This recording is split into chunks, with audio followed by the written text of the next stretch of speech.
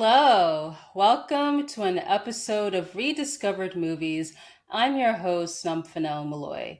So, the film that I will be discussing is Solo. Solo is a 1996 sci fi action film that is based on the 1989 novel Weapon by Robert Mason. It is directed by Norberto Barba, who's known for directing the film Blue Tiger, but also has notably done a lot of TV work. The screenplay is by David L. Corley, who's known for Angel's Dance. The film stars Mario Van Peebles, William Sadler, and Adrien Brody. Here is the synopsis. Android military weapon Solo, played by Mario Van Peebles, is designed to put down Latin American rebels. But when Solo arrives, the machine feels compassion for the rebels fighting for freedom. Despite Solo's design, he begins fighting for the people he's supposed to kill. When his creators, including General Haynes, played by Barry Corbin, attempt to bring him back, he flees. But the military doesn't give up. They send an upgraded android into the field to take Solo and the villagers down. It was released in theaters on August 23rd, 1996. In terms of box office, it made over $4.9 million domestically. It opened at number 9 domestically with over $2.2 million.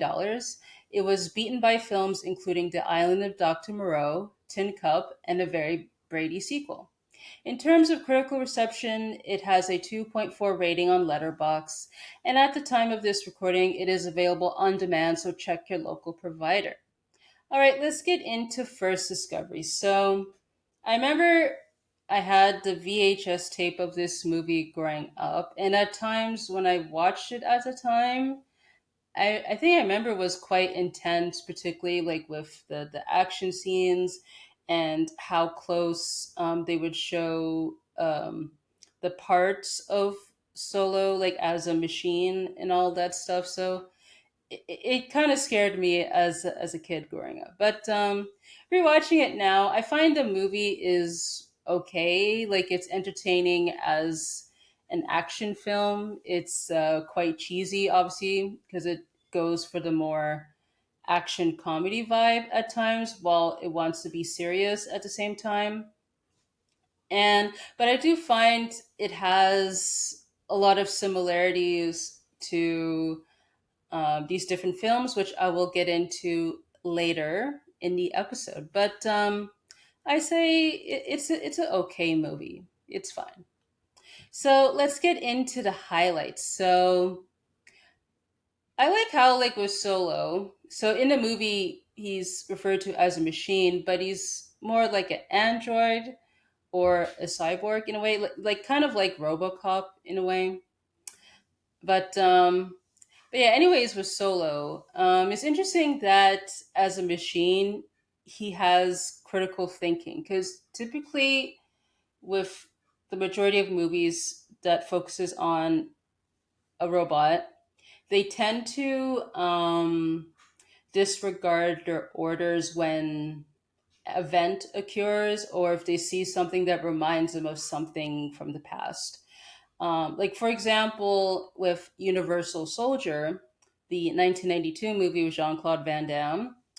So Devereaux essentially, he was a soldier that died alongside another soldier named Scott, played by Dolph Lundgren, and essentially later they are kind of repurposed as cyborgs, essentially for the military, I believe. And with Devereaux, essentially has these flashbacks of the hostages that were shown at the beginning of the movie, which is why I guess he decides to save the female reporter Roberts and to essentially defeat Scott, who's become quite violent in that movie. So if this movie was Solo, um, he would still follow orders, but to an extent, due to the directive. So at the beginning of the movie, during that raid in Latin America, because he's supposed to set these bombs, but then he notices the villagers who are essentially enslaved by the rebels. They are, I guess, in the path of the bomb, so he decided to remove them, which upsetted Colonel Madden, and Colonel Madden decided to um, use the bombs anyways that were left standing. But yeah, it shows that, I guess, with Solo, even though he's a machine, he has a soul at the end, and and with that, essentially infuriates the military, particularly with Madden and General Hayes, because essentially Hayes wants him to be nothing more than just a machine, but clearly Solo is more than that, essentially. And even though Solo has his capabilities as a machine in regards to combat and all that stuff, he has limitations, obviously, because he has to rely on batteries to survive. Because we saw that when he is alone in the jungle, because I think he had the backup battery in place that Bill put on him before he left, essentially. And yeah, like he needs repairs, obviously, and then stumbles upon Miguel. He saved the kid's life when the snake was about to attack him, essentially. But then, yeah, like the villagers, essentially, they offer to give Solo electricity for his body in exchange to helping them out to defeat the rebels, essentially. And I found that with the rebels having electricity in the middle of the jungle is hilarious, because you wonder, like, where is the source coming from, because I believe they have these different devices, including the TV and other stuff. But yeah, because they're in the middle of nowhere in the jungle, it's just hilarious that that it's there essentially for convenience, I suppose. But yeah, and and I guess it's nice that with Solo, like, he learns from the villagers, like, even though he doesn't fully understand. I guess the skills that he learns from them are put to good use. So, for instance, he observes Miguel essentially pretending to have an injury while he's playing with the other kids, and he was confused as Solo is confused as to what was happening, essentially, until one of the villagers explained that, oh, that Miguel was bluffing. And Solo uses that towards the end of the movie when he is battling improved Solo. But I found that was interesting. Also, too, the laugh. The laugh is hilarious, because he sees the other villagers laughing when they're playing cards, and then when he tries to do it, it scares people away. It scares so much that the birds fly away, because that happens twice in the movie. So I found that was hilarious. And speaking of humor, this movie was funny at times, whether it was intentional or not. There was a lot of use of one liners. I feel like that's part of the course with these types of movies. Notable ones that I included in my notes were, at the beginning of the movie, General Hayes says, Solo is the perfect soldier, the first line of the movie. And in a way, he is, but I guess it depends on what perspective you're looking at. But yeah, I mean, he has a point to a degree. And General Madden, when he's pursuing Solo, he tells, I think, one of his fellow soldiers that, quote, he's not dead until I say he's dead. That's hilarious. That's hilarious. And I have more notes on Madden later, but but yeah, it's also too funny when Madden and his crew, they kill the rebels when they had some sort of partnership, but clearly Madden didn't care. Just decided to killed him anyways because he already has what he wanted, I suppose. So it happens. And that there was the scene where they had Solo's quote unquote funeral when one of the rebels, Rio, played by Damien Bashir, which I didn't know he was in this movie until I recognized him, but interesting. But anyways, so I guess Rio was about to attack Solo, but then Solo grabbed his arm and was able to defeat him. I found, yeah, that was hilarious. But yeah, I would say that the humor quite works in this movie because sometimes with these types of movies, it could be very hit and miss. But I would say here, at least in my opinion, it works. And I liked, yeah, Mario Van Peebles as Sol. I thought he did a good job playing the character because usually with at least with the movies I've seen him do, tends to be like charismatic and all that stuff. I mean, an example would be Posse, where he plays the main character in that movie. That's the Western movie that came out in the 90s. But here, I would say the character is supposed to be quite subdued, very fish out of water and all that stuff. But I find, yeah, here, yeah, with Mario Van Peebles, he's able to play, I guess, the different shades to the character. And William Sadler as Colonel Madden, man, like the character is quite the villain. Like essentially disregards the rules to achieve his targets. For example, in the later half in the movie, Madden, he killed the tracker. He staged like this thing where he tells the general that Solo attacked them and the place is on fire and all that stuff, which we know as the audience is BS. But yeah, he kills the tracker. He kills like the innocent man, and he did all that just to get Jono Hayes to allow him to capture Solo at any means necessary, whether that's dead or alive. And yeah, I thought William Sato did a great job playing the villain, but also too he also played improved Solo. That's what the other character is credited as, and it's hilarious that I guess that version uses the character's skin to play that. So that was hilarious. But other than that, solid job. And I think the rest of the cast did a solid job too, based off the material that was given to them. And I would say, lastly, Solo's fate at the end is left up into interpretation. So the place where he was fighting the other Solo that got demolished, and the general assumes that he's dead at this point. But then later on, Miguel hears the Solo's laugh in the background, which and then we see the birds fly away because they're scared.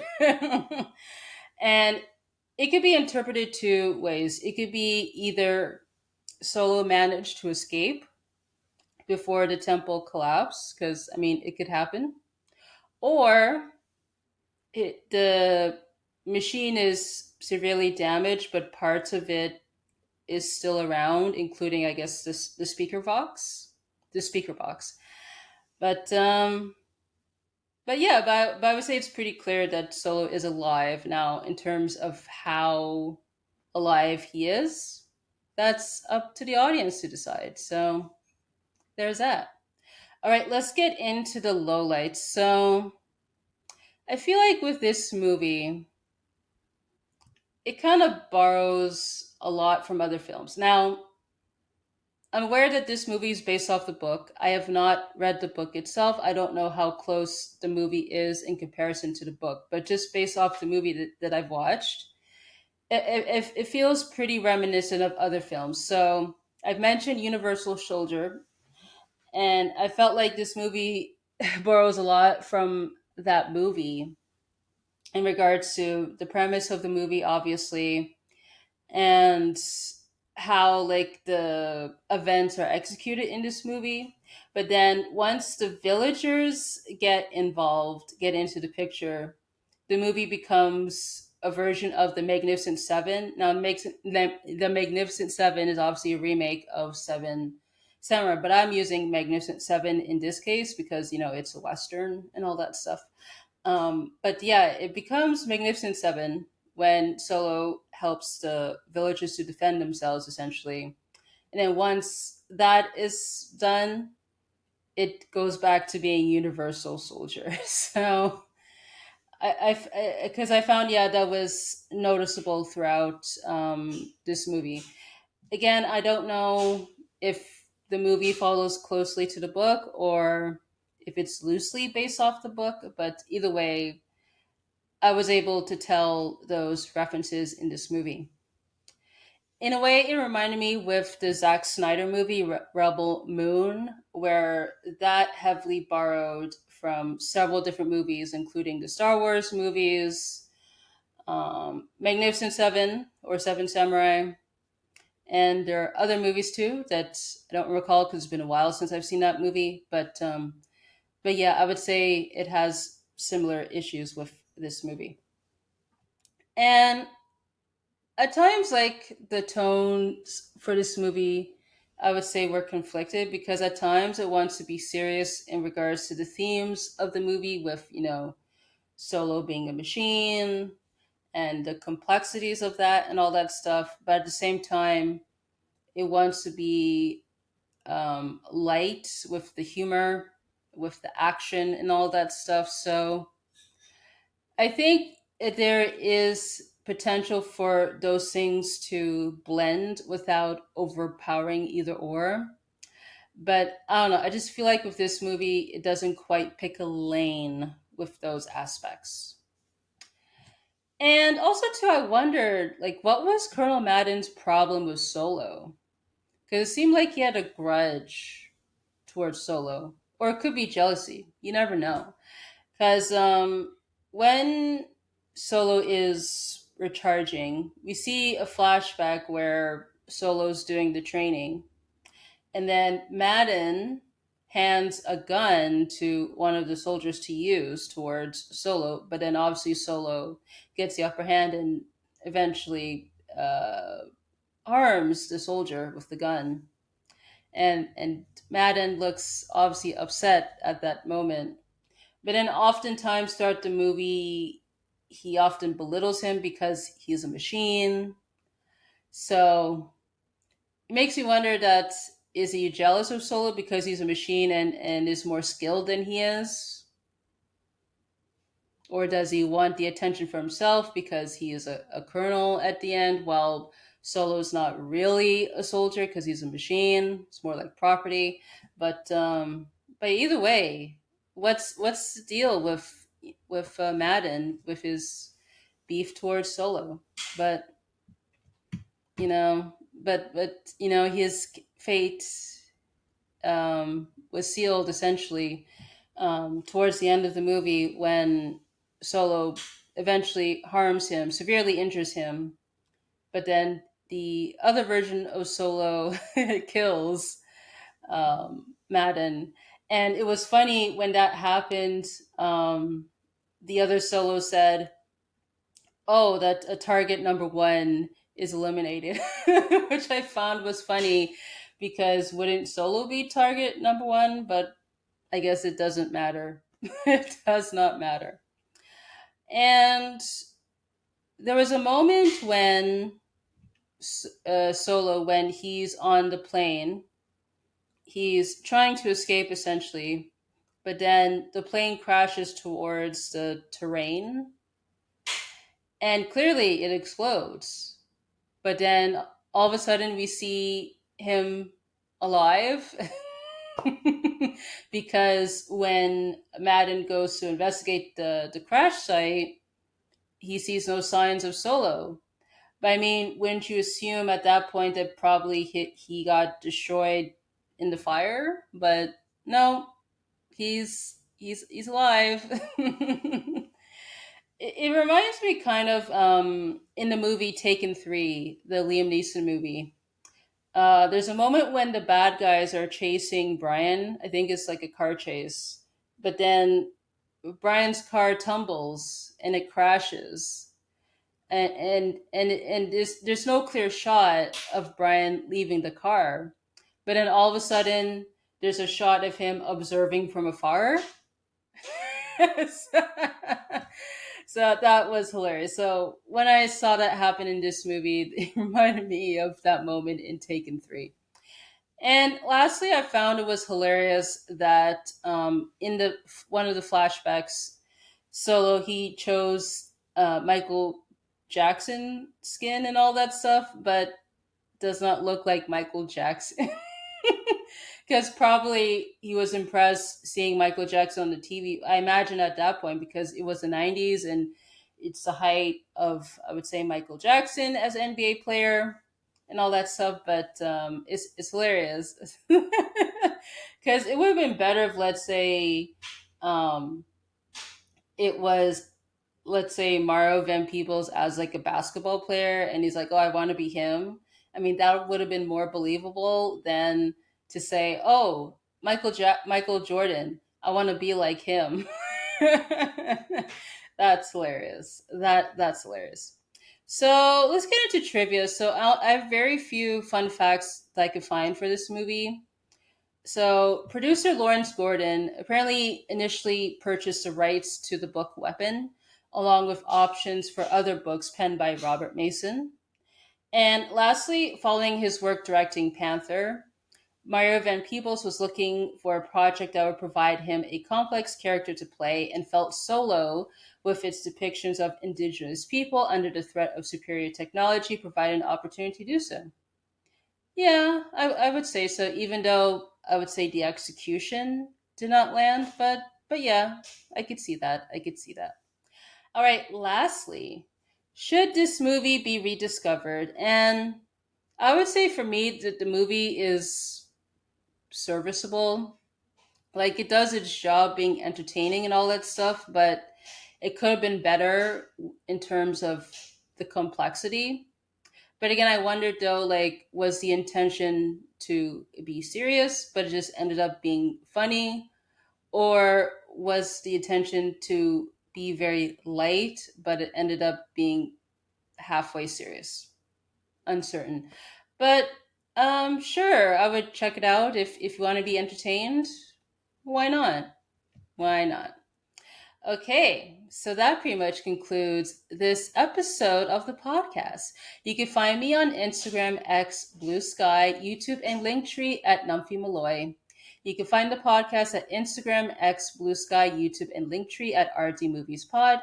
Visit buymeacoffee.com/RD Movies Pod to support via donation and to view exclusive posts and also follow the podcast there. Also, too, you could join the Rediscovered Movies Hub, which is our version of Discord, essentially a community group on our official Wix website, which is rdmoviespod.wixsite.com/official, where you could interact with others, share thoughts on the podcast, and more. On Spotify, you can answer the feature poll, leave a comment, and rate the podcast.